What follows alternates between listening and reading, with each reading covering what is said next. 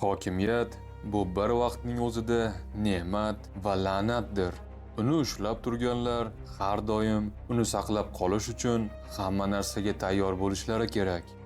Ksenofont 1993-yilda yangi Rossiya Federatsiyasida davlat to'ntarishiga urinish bo'ldi. Boris Yeltsin mutlaq hokimiyatiga xalaqit berayotgan oppozitsion parlamentni tarqatib yuborishga buyruq berdi. Parlament tarafdorlari prezident hokimiyatini diktaturada ayblab, unga impichment e'lon qildi. Ya'ni prezidentni jinoyatchi deb atab, lavozimdan tushirilishini istadi. Bu to'qnashuvda endi qonun tarafdan kim haqligini foydasi yo'q. Kimning siyosiy kuchi baland kelsa, o'sha haq. Bu kurashda Boris Yeltsin siyosiy va qonuniy tarafdan yutkazishni bilsa-da, davlat kuch ishlatish tizimi uning tarafida edi. Shuning uchun prezident yuridik tildan ko'ra ochiqchasiga mushlashishni tanladi. 93-yil 3-oktyabrda Yeltsin Moskvaga harbiylarni kirgizib, namoyishchilarni kuch bilan bostirishni buyurdi. Parlament binosi ham tanklardan o'qqa tutildi.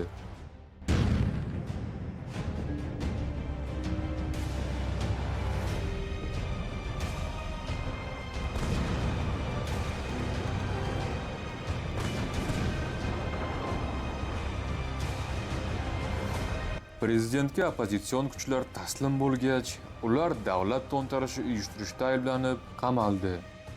Boris Yeltsin parlamentni tarqatib yubordi va yangi konstitutsiya qabul qilindi.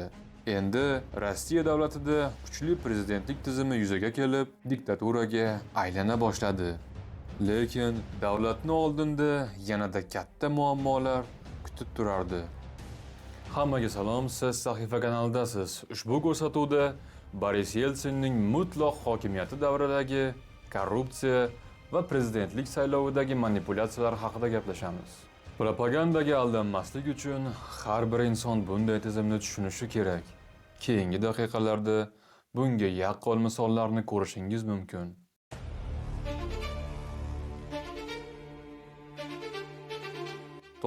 Yillarda shaxsan Boris Yeltsinning o'zi Sovet davlati hukumatiga oppozitsion siyosatchi sifatida tanilgandi. U SSSR tarkibidagi 15 ta respublikalarni boqamanda deb hisoblab, SSSRni alohida davlat bo'lishi tarafdori edi va bu maqsadiga erishdi. Yangi Rossiya Federatsiyasi tuzilganida konstitutsiyaga ko'ra har bir federativ respublika mustaqil bo'lish huquqiga egaligi ko'rsatilgan. Sovet davlati parchalangach, Rossiya davlati tarkibidagi respublikalarda ham mustaqillik harakatlari avj oldi. Ulardan Boshqiriston, Tatariston va Kavkaz o'lkalarida vaziyat jiddiy tus olgan. Yeltsin SSSRni parchalagan bo'lsa-da, Rossiyaning o'zi ham parchalanib ketishini istamagan. Shuning uchun Rossiya tarkibidagi respublikalarga ko'proq avtonomiya berib, tinchlantirmoqchi bo'lgan. Boris Yeltsin 1990-yillarda Ufa va Kazan shaharlarida ommaga aytgan ushbu gaplari bunga yaqqol misol. Мы говорим башкирскому народам Башкирии, мы говорим Верховному Совету, правительству Башкирии, вы возьмите ту долю власти, которую сами можете проглотить. Lekin Kavkazdagi CSSR, ya'ni Checheniston, butunlay mustaqil bo'lishni istadi va 1991-yil iyunida buni e'lon qildi. –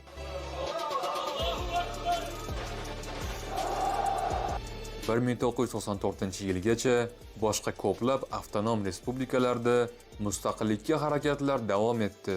Moskva respublikalar Rossiya tarkibida qolishi uchun katta imtiyozlar berish siyosatini qo'llagan bo'lsa, Chechenistonni kuch bilan bo'ysundirishga qaror qilindi. 1994-yil 30-noyabrda Boris Yeltsin Chechenistonga harbiy qo'shin kirgizishga buyruq berdi. Bu urushni 2 soatda tugatib, Chechenistonni Rossiyaga bo'ysundirmoqchi bo'lgan Kreml 2 yil davomida Chechen urushiga botdi. Urush jarayonida qon to'kilishi Rossiya xalqi orasida qarshilikka olib keldi. Yeltsinga oppozitsion kuchlarning obro'sini oshirdi. Jamiyatdagi muammolar ham shu darajada ko'p va dolzarbligidan fuqarolik urushi ham boshlanishi mumkin edi.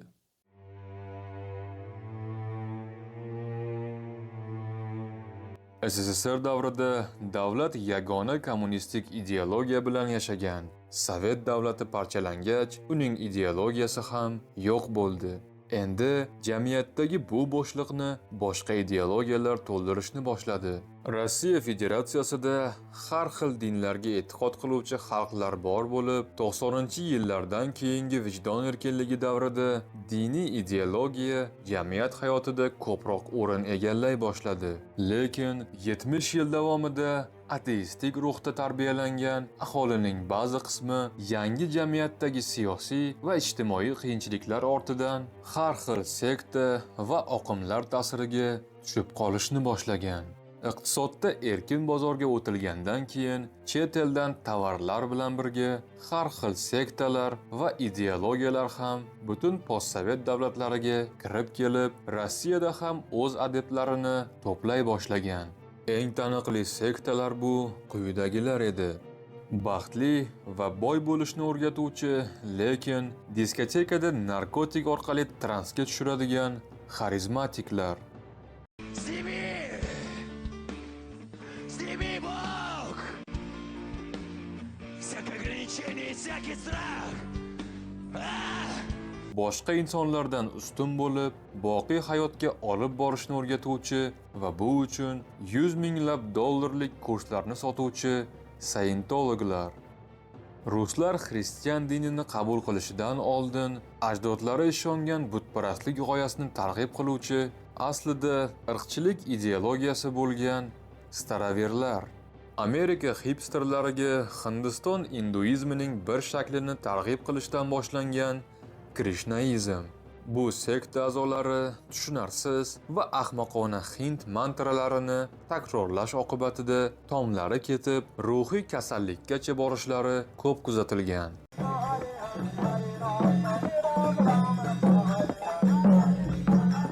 Bundan tashqari, juda ko'p mahalliy sekta tuzuvchilar va liderlar paydo bo'lib, aholi orasida oxir zamon kelishini belgilab, gunohsiz bo'lish uchun ommaviy o'z joniga qasd qilishni targ'iboti va afsuski, amaliyotda qo'llash holatlari kuzatilgan. Bundan tashqari, har xil kasalliklardan tuzatuvchi soxta tabiblar va avliyolar, kelajakni bashorat qilishni va'da qiluvchi munajjimlar, o'lganlar bilan suhbat qilishga yordam berishni ta'kidlovchi ekstrasenslar va polchilar haddan tashqari ko'payib ketgan. Umuman, juda ko'p qallob va kazzoblar jamiyatdagi ishonuvchan insonlarni o'z o'ljasiga aylantirishgan. Albatta, bunday sektalar jamiyatning juda kam qismiga ta'sir qilib, soddaroq va ruhan zaifroq insonlar aralashib qolishgan. Lekin boshqa davrlarga nisbatan bu vaqtni sekta epidemiyasi va ommaviy psixoz avj olgan deb atasa bo'ladi. Davlat ham bu ishlarga butunlay ruxsat bermagan va ko'pincha bunday sektalarga qarshi kurashib, firibgar liderlarni qamagan. Ammo ba'zan hukumat kuchlari vaziyatni to'g'rilashga kech qolishardi. Lekin bunday cho'pchaklarga ishonmaydigan va o'zlarini aqlliroqman deb o'ylaydiganlar uchun boshqacha psixologik qopqonlar tuzadigan uddaburon biznesmenlar paydo bo'ldi. 90-yillarning ikkinchi yarmida kapitalizm tizimiga yaxshi moslashib, jamiyatda yangi boylar qatlami yuzaga kelgandi. Jamiyatdagi mutloq qashshoqlik fonida bu oz sonli hashamatda yashovchi insonlar qandaydir mo'jizaviy yo'l bilan bunga erishgandek ko'rinardi. Bu mo'jizaning nomi sobiq sovet grajdanlari uchun yangi so'z bo'lgan biznes. Bozor iqtisodini yaxshi tushunmaydigan, lekin biznes bilan shug'ullanib, tezda boy bo'lib ketishni istaydiganlar talaygina bo'lgan. Ularga yo'l ko'rsatib, biznes hamkorlikka chaqiradiganlar ham ko'payib ketadi. Qandaydir oldi-sotdi ishlari, import tovar olib kelish, ko'chmas mulk va har xil birja va qimmatli qog'ozlar bozoriga pul tikib, katta foyda olishni taklif qiluvchi shaxslar va firmalar orzumandlarni jalb qilardi. Tezda boy bo'lish istagidagi xayolparastlar bor butlarini bunday shubhali biznesga tikishganida chiroyli va'dalar bergan hamkorlari to'satdan g'oyib bo'lib, ularni chuv tushirardi.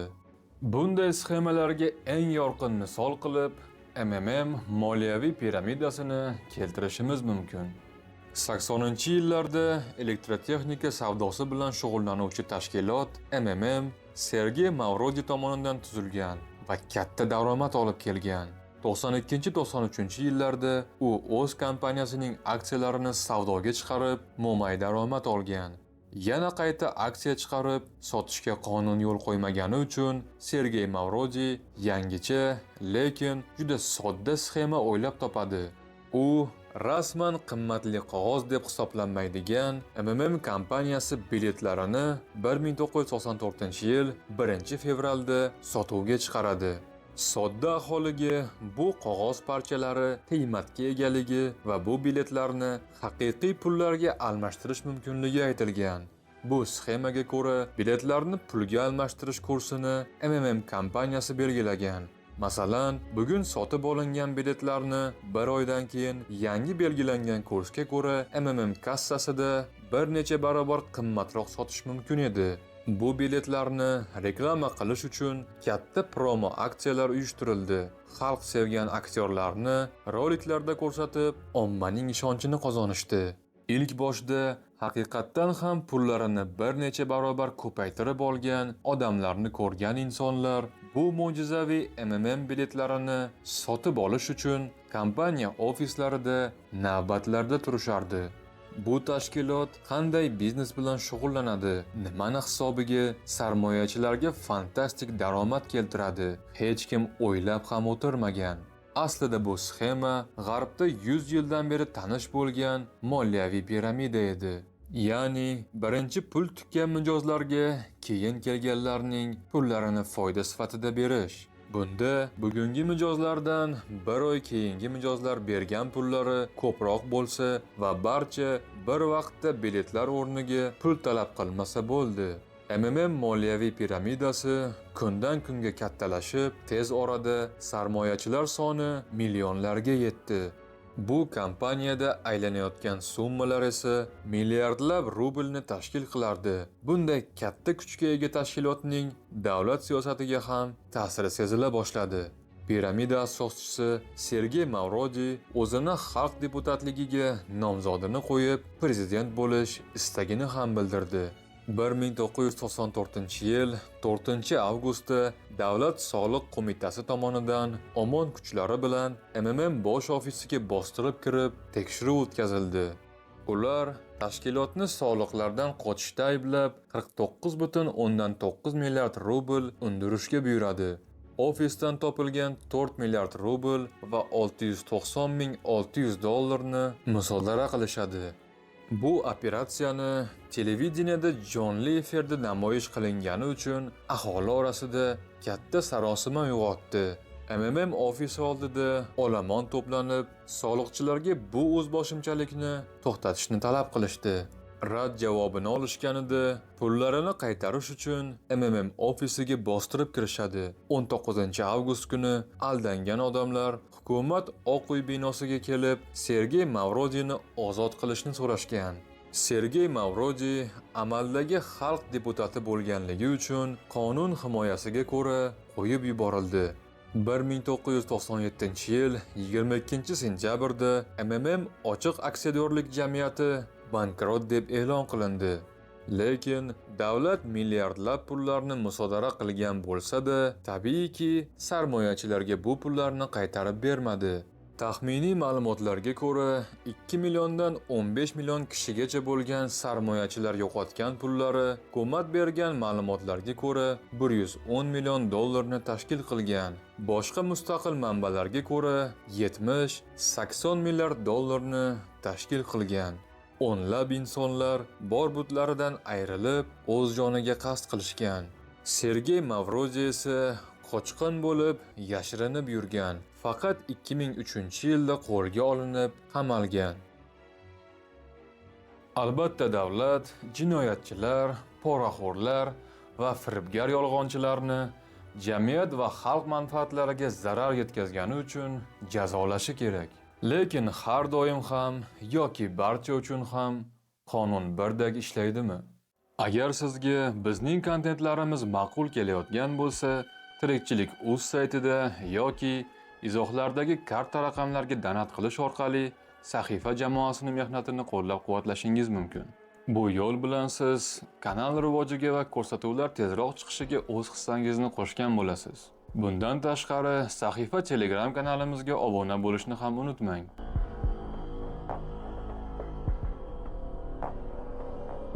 Hukumat bir oilaga tegishli bo'lganida davlat ularning mulkiga aylanadi. Charl de Gaulle 1996-yilga kelib, Boris Yeltsinning sog'ligi ancha yomonlashgandi. Uning kasalliklari haqida ommaga aytilmasdan sir saqlangan. Televideniyadagi chiqishlarida va namoyishlarda kuchli erkak obrazida ko'ringan Boris Yeltsin qattiq stresslar va alkogolizmga berilishi oqibatida ichkaridan to'kilib borardi. Uning 80-yillar oxiridan boshlab bir necha bor yurak xurujiga uchragani oilasi va hokimiyatga yaqin insonlarni xavotirga solardi.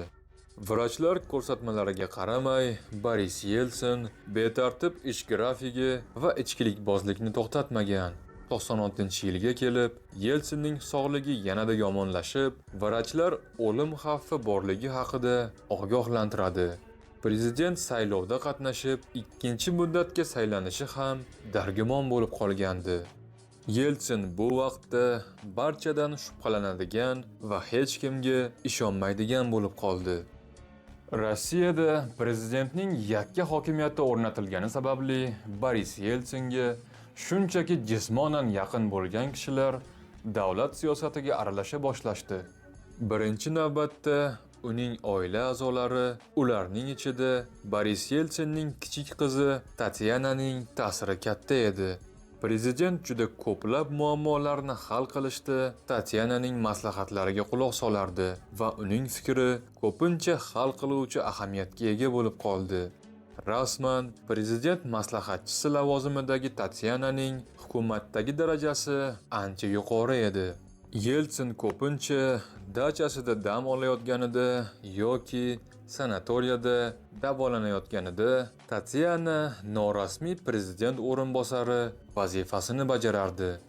Boris Yeltsinning yana bir maslahatchisi keyinchalik Tatyanaga uylanib, prezidentga kuyov bo'lgan Valentin Yumashev ham xalq orasida uncha ko'zga ko'rinmagan shaxs bo'lgan. Lekin prezident apparatidagi juda ko'p ishlar u orqali hal bo'lardi. Bundan tashqari, bosh vazir o'rinbosari Anatoliy Chubays ham Yeltsin oilasining yaqin do'sti va norasmiy vakili edi. Uning tavsiyasiz hech bir siyosatchi Kremldagi birorta lavozimga tayinlanmas edi. Aynan uning tavsiyasi bilan Peterburglik bir dzyudochini Moskvaga taklif qilib, prezident apparatiga ishga olishgandi. Anatoliy Chubaysning asosiy vazifasi Yeltsin oilasi bilan katta biznes oligarxlari o'rtasida ko'prik bo'lib xizmat qilish edi. Chunki oligarxlar ham hukumatning ajralmas qismiga aylanib, Yeltsin oilasining asosiy ustunlariga aylangandi.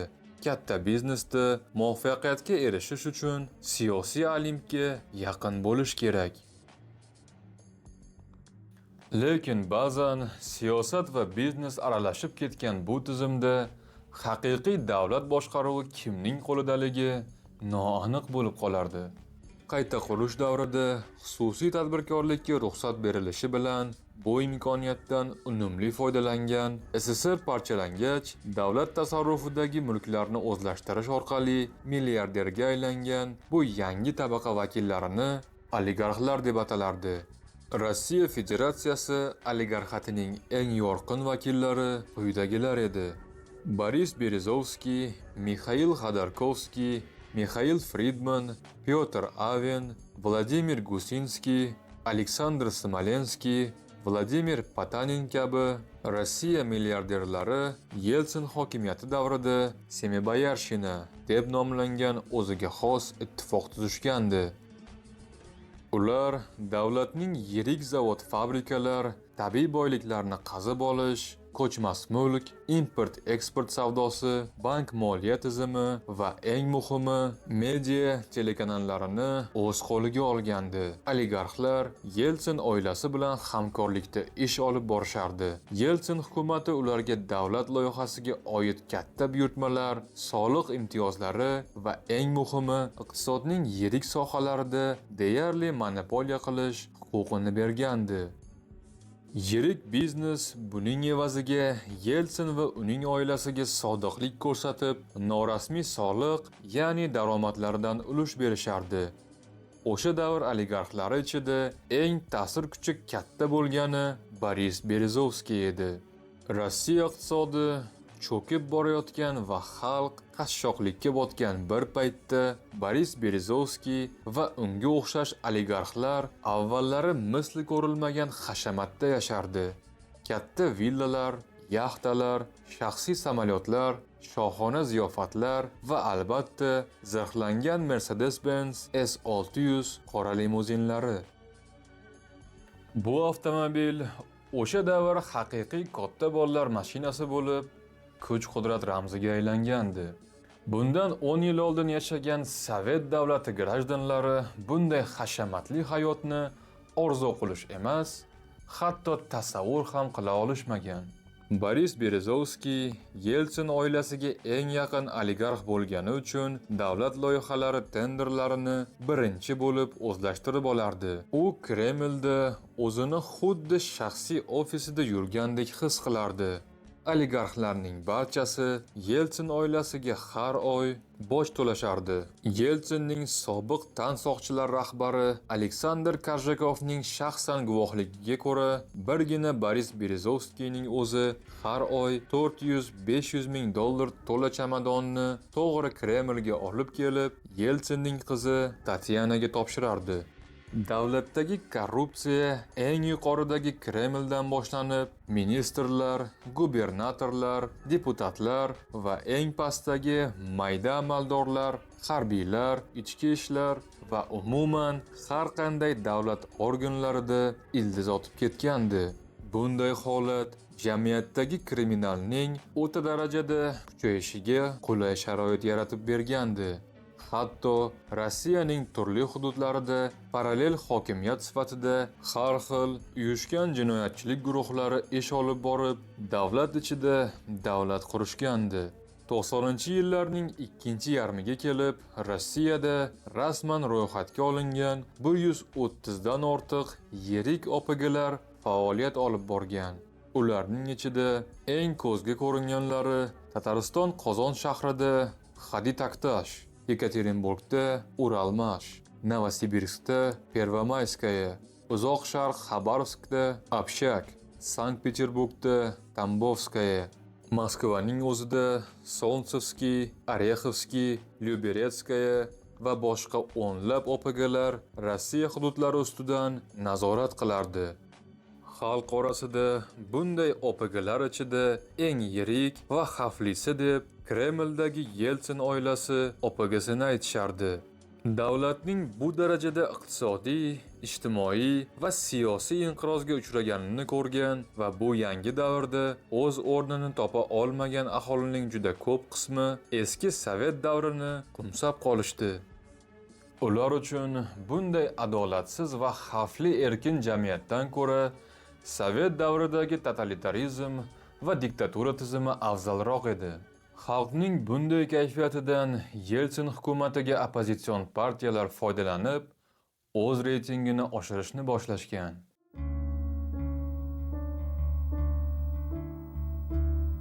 O'tgan zamonni qaytarishni istaydiganlar odatda u qanday bo'lganini tushunishmaydi.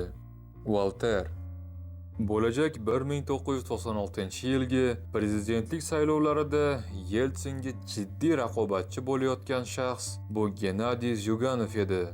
Sobiq fizika-matematika o'qituvchisi bo'lgan Gennadiy Zyuganov 1966-yildan Kommunistik partiya a'zosi bo'lib, Sovet davrida mafkuraviy ishlar bo'yicha mutaxassis sifatida tanilgan edi, ya'ni kommunizm g'oyasini propaganda qilish bilan shug'ullangan.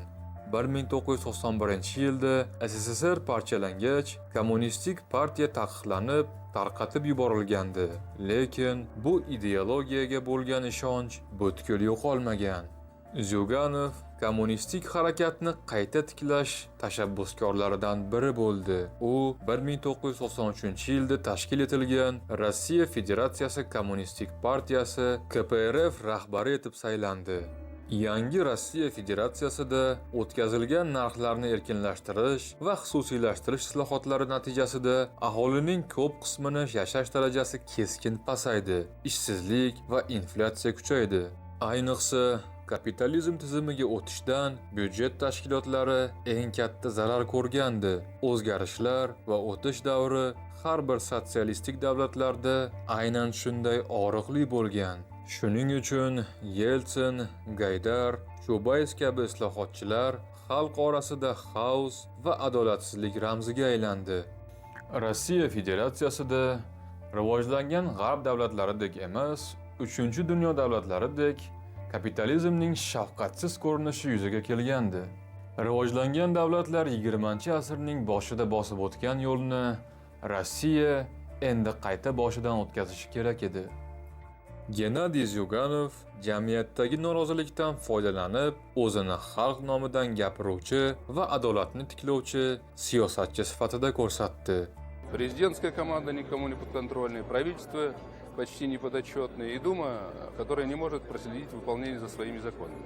Такая структура власти обречена. Xuddi shu vaqtdan boshlab Zyuganov boshchiligidagi Kommunistlar partiyasi xalqqa ijtimoiy barqarorlik, adolat va oddiy odamlarni himoya qilishni va'da qildilar. Bu ko'pchilikka yoqdi. 90-yillar o'rtalarida ko'p odamlar SSR davridagi hayotni yangisi bilan solishtira boshladilar.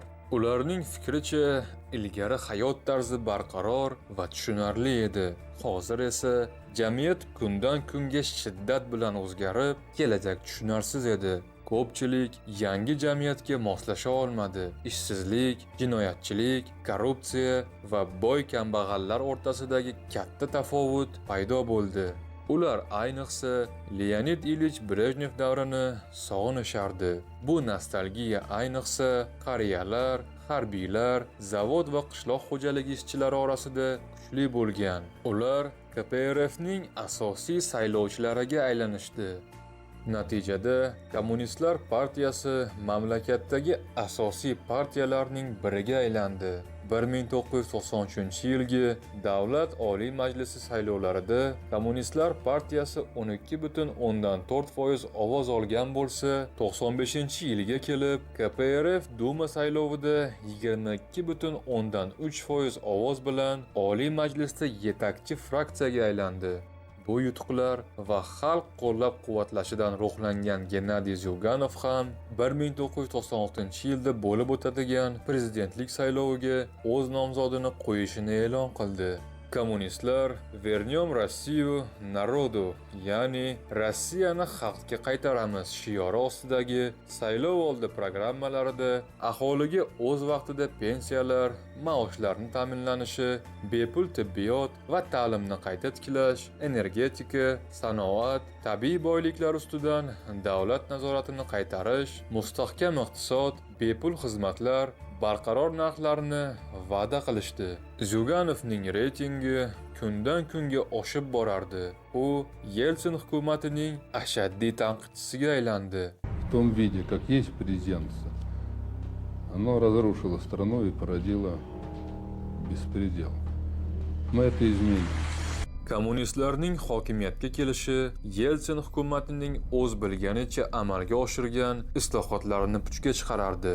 Hammasi yana ortga qaytarilib, xususiylashtirilgan mulklarni musodara qilinishi xavfi bu mulkka ega bo'lganlarning birlashishiga turtki bo'ldi. Bu ayniqsa oligarxlarga katta xavf solardi. Ularning boyliklari noqonuniy yo'l bilan qo'lga kiritilgan deb topilib, jinoiy ish ham ochilishi mumkin edi. Ya'ni hech narsasi yo'q insonlar davlat barchaning mulklarini tortib olib, taqsimlanishi tarafdorlari edi. 1995-yil oxirlarida Yeltsinning xalq orasidagi reytingi juda past edi. Ba'zi ijtimoiy so'rovlarda u atigi 3-4% ni tashkil qilardi.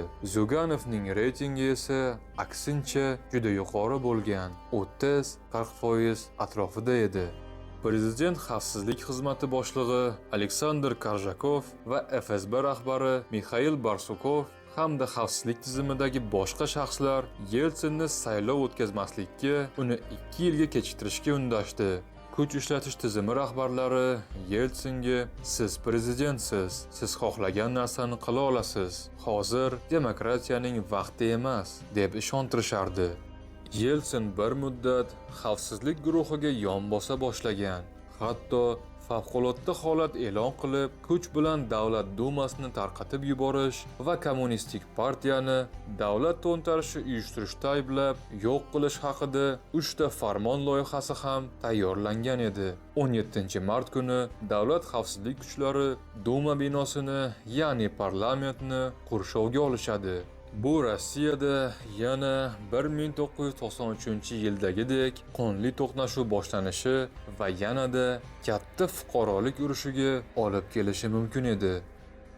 Lekin Yeltsinning qizi Tatyana va Anatoliy Chubays agar Yeltsin hozir kuch ishlatishga o'tsa, uning barcha tarafdorlari undan yuz o'girishini aytishgan. Shuning uchun Yeltsin atrofidagi guruhlar qizi Tatyana, Anatoliy Chubays, Boris Nemtsov va boshqa siyosatchilar, Boris Berezovskiy va boshqa oligarxlar uni har qanday holatda bo'lsa ham saylov o'tkazish va g'alaba qozonish kerak deb ishontirishgan. Boris Yeltsin o'zi tuzgan konstitutsiyaga qarshi ish qilishi bu uning shu davrgacha qilgan ishlarini puchga chiqarishini uqtirishgan. 15 fevral kuni 65 yoshli Boris Yeltsin prezidentlik saylovida ishtirok etishini e'lon qildi. Я решил баллотироваться на пост президента России и объявляю об этом здесь всем гражданам России для сведения всего мира. Uning bu qarori ko'pchilik uchun kutilmagan yangilik bo'ldi. Chunki 96-yilga kelib Yeltsin shaxsiy, siyosiy va sog'ligi jihatdan og'ir inqirozda edi. Odamlar uni xalqdan uzoqlashgan, oligarxlar manfaatini himoya qiluvchi prezident sifatida ko'rishardi. Saylov o'tkazish qarori qabul qilingach, Yeltsin atrofidagi jamoa yangilandi. Boris Yeltsin qayta saylanib, barchasi o'z holida qolishini istagan Boris Berezovskiy va boshqa yirik oligarxlar raqobatni unutib, bir jamoaga birlashdi. Yeltsinning saylovoldi shtabi shakllanayotgan davrda Amerikada saylov texnologiyalari ancha rivojlangan bo'lgani uchun amerikalik mutaxassislar ham jalb qilindi. Shu tariqa Rossiya tarixidagi birinchi va juda katta saylovoldi kampaniyasi boshlandi.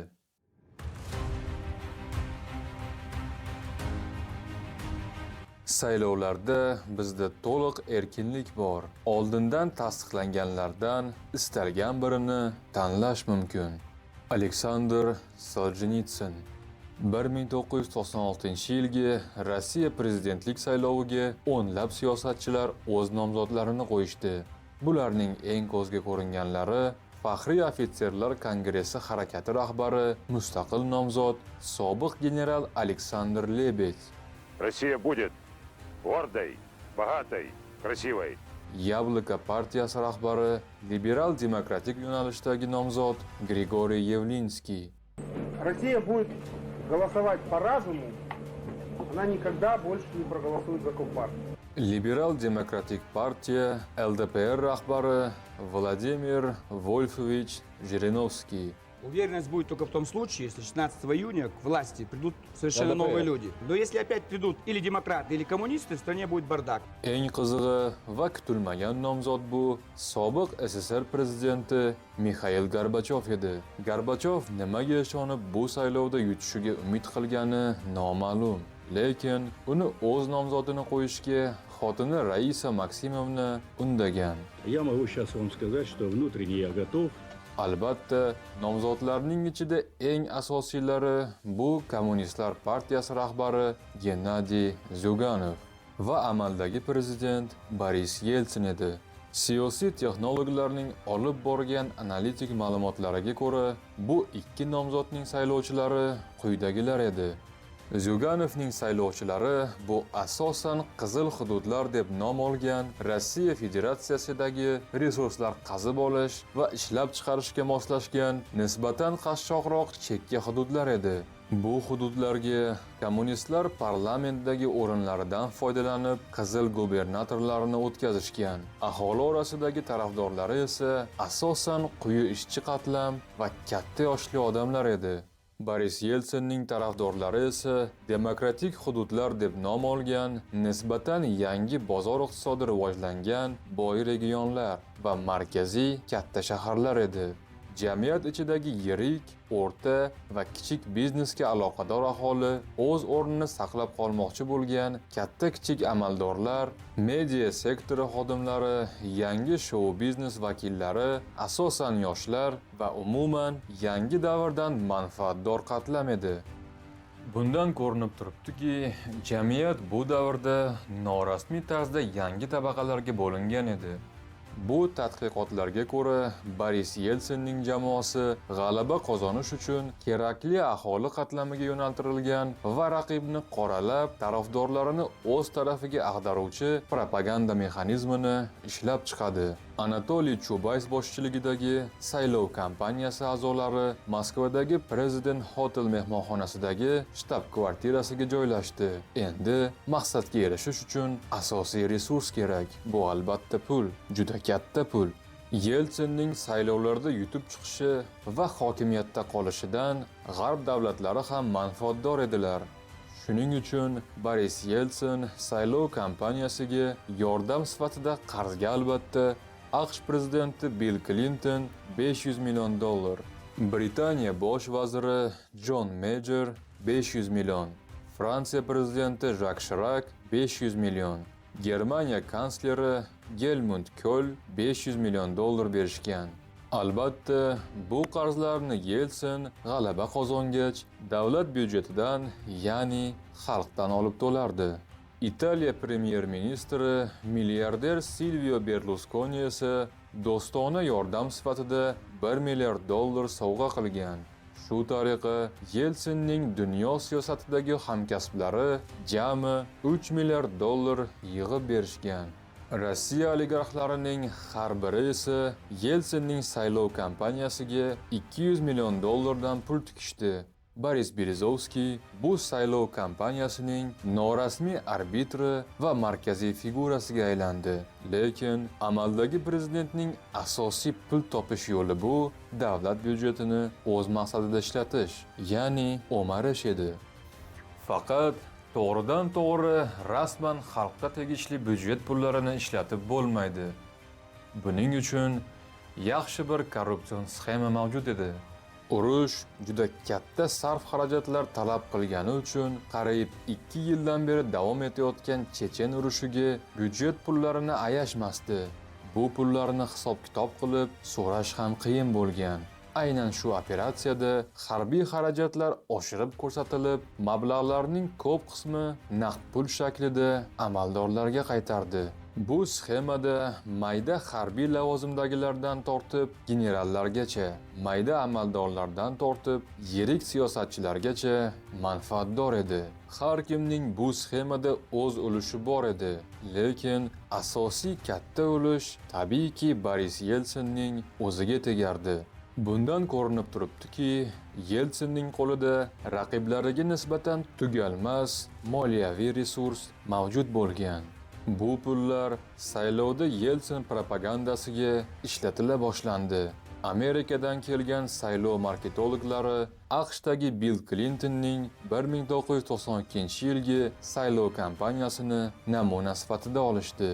O'sha vaqtda Bill Clintonning saylov oldi shiori Choose or lose, tanla yo'qsa yo'qotasan bo'lgan bo'lsa, Rossiyada bu shior Голосуй или проиграешь, ya'ni ovoz ber yoki yutkazasan degan shiorga aylandi.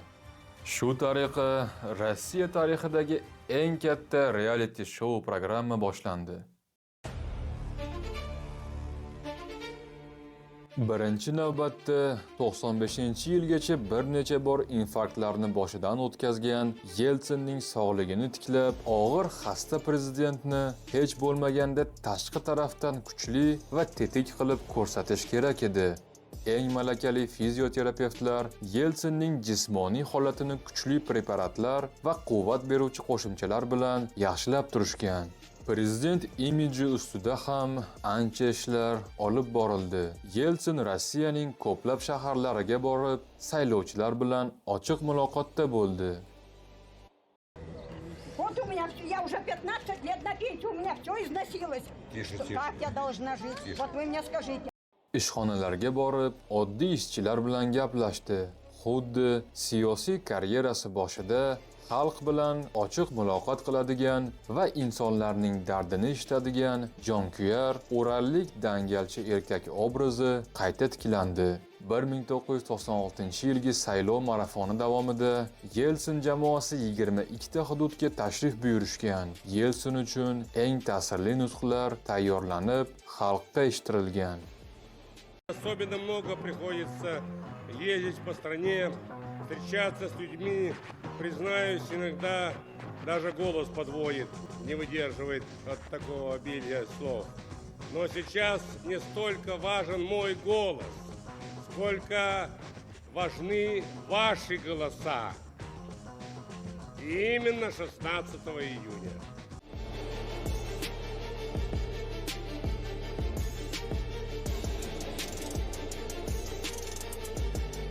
96-yilgi saylov kampaniyasi Rossiyada PR inqilobi sifatida tarixda qolgan. Oligarxlarga tegishli bo'lgan telekanallar ORT, NTV, RTR Boris Yeltsinni faol targ'ib qildi. Ovoz ber yoki yutkazasan shioridagi reklama tinmay aylantirildi.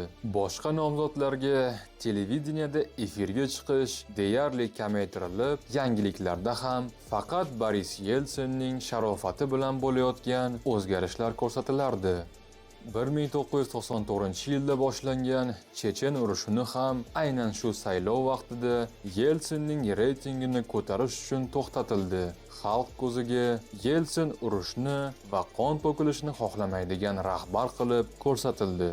Xalqning Yeltsindan noroziligini bartaraf qilish uchun tezda byudjet ishchilarining oylab kechiktirilayotgan maoshlari, qariyalarga berilmayotgan nafaqalari to'lanib, bundan keyin o'z vaqtida berila boshlandi. Bundan tashqari, yosh oilalarga imtiyozli mikrokreditlar joriy qilindi. Вы опора России. Когда трудно, мы всегда были вместе. Я чувствовал вашу поддержку. Она давала силы. Она спасала меня. Теперь нельзя отступать. И тогда победим.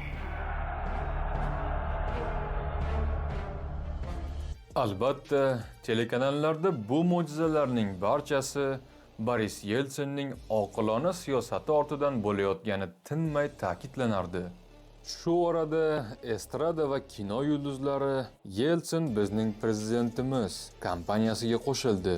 Ularga maxsus ajratilgan samolyotda butun Rossiyani kezib konsertlar berishardi. Maqsad yoshlarni saylovga qiziqtirib, Yeltsinga ovoz to'plash. Yeltsinni ochiq qo'llamagan san'atkorlar telekanallarda chiqishi taqiqlanib, qora ro'yxatga tushgan. O'z muxlislarini Yeltsinga ovoz berishga targ'ib qilgan artistlarning esa ustidan pullar sochilgan. Yeltsinning o'zi ham bunday konsertlarda qatnashib, xalq oldida raqsga ham tushardi. Hatto saylov kampaniyasi uchun Boris, ya'ni Boris Kurash nomli qo'shiq ham yaratildi. Давай, давай, Борис, давай, Борис, Борис. O'sha davrda xalq uchun yangi tomosha, teledebatlar ham paydo bo'ldi. Yeltsinning o'zi bu klaunada shouda qatnashmadi. lekin boshqa nomzodlar o'zlarini haqiqiy artistlardek tutishardi. Ayniqsa, nomzodlar ichida Vladimir Jirinovskiy o'zining shov-shuvli chiqishlari va efirdagi janjallari bilan yodda qoldi. Ну что это? Ну это же негодяй. Ну подонок. Я прошу прощения. Это подонок. Господа, я прошу прощения. Приснуть Ой, ему в ну лицо. что вы делаете? Ну что же вы делаете? Ну что же вы делаете? Ну, Подонок сейчас. Я вообще... Ну, Владимир Вольфович, ну вы так нельзя. Сядьте, пожалуйста. как- Ну, как сядьте, можно? пожалуйста. Как можно, Сядьте, интересно? пожалуйста. Оба сядьте, пожалуйста. Как Ну, что можно? ж такое-то? Если Сядьте, подонок пожалуйста. такие вещи будет говорить. Ну что, так же тоже Есть нельзя. Вы- статья Конституции, которая запрещает это делать. Я очень раз, мы вынуждены вот прервать дома нашу уже программу. А будьте с нами через неделю. Да. Lekin siyosatga ta'sir kuchi eng katta oligarx Boris Berezovskiy bu masxarabozlik bilan shug'ullanayotgan chalg'ituvchi elementlardan tashqari jiddiy nomzodga ehtiyoj borligini tushunib yetdi. Yeltsin va Zyuganovdan tashqari yangi liderni xohlayotgan aholi uchun bu obraz topildi. Harbiy havo kuchlari generali, Afg'on urushi faxriysi Aleksandr Lebed. U 96-yilgi saylovda 46 yoshli, navqiron va qat'iyatli erkak sifatida xalq orasida tanildi. Uning yo'g'on ovozi va o'ziga ishongan liderdek ko'rinishi davlatdagi ko'p muammolarni hal qila oladigan prezident bo'lishiga ko'pchilikni ishontirdi. Если надо отвалить кому-то голову при этом, я ее отвалю, не дрогнувшей рукой. Вот этой. Aleksandr Lebed saylovchilarga Rossiyani kuchli imperiyaga aylantirish, korrupsiyani yo'q qilish va davlatda tartib o'rnatishga va'da berdi. Lebedning prezidentlik poygasiga Berezovskiy homiylik qilib katta pul tikdi. Chunki Lebed kutilmagan o'zgarishlar yuz bersa, B rejasi bo'lishi kerak edi. Shu tariqa Yahudi oligarx kapitali evaziga haqiqiy lider, rus patrioti nomzodi yaratildi.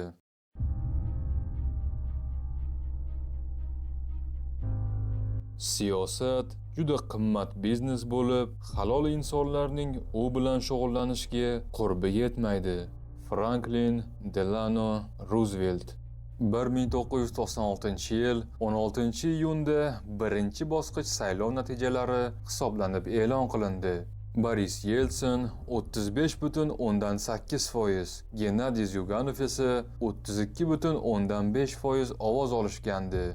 B rejasi general Lebed esa kutilmaganda 14,52% ovoz oladi va qolgan nomzodlar 5-6% dan ko'p bo'lmagan ovoz olishadi. Ko'pchilikka tanish bo'lgan Mikhail Gorbachov esa 0,5% ovoz to'plagan.